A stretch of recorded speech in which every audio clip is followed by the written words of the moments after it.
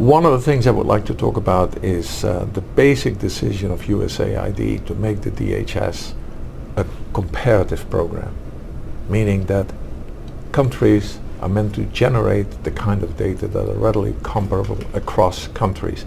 I think that really was a very fundamental decision that gave a lot of stature and usefulness to the project, in the sense that it is so much more attractive to have the same kind of data for a number of countries, particularly neighboring countries, but it gives so much more insight into potential policies, programs and actions that could be derived from the data that you have. One of the major things really was 2007, when UNAIDS, the United Nations, really came back on the estimates of people living with HIV in the world and lowered the estimates from 40 million to 33 million.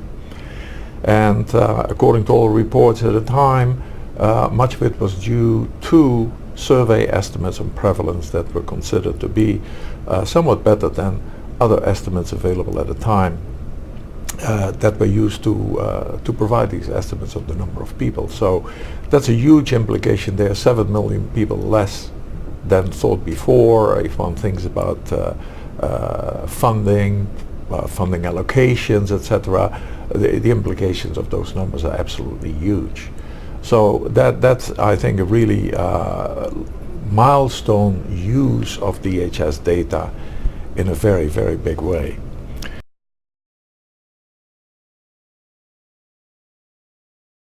Another important characteristic of the program, of course, has been that it has been designed to adapt over the years. So every single round, after each round, there have been revisions of questionnaires, additions of new topics, consultations with very wide audiences of countries, experts, etc., so that basically the survey has managed to stay abreast of things and actually go with the times, cover new topics, and be always relevant to the largest number of institutions that work in developing countries on maternal and child health and other issues such as malaria and HIV.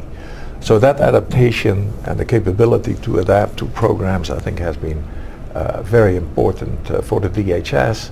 And again, USAID's willingness to actually go through those processes and invest the money to make it happen has been key to the success of that activity.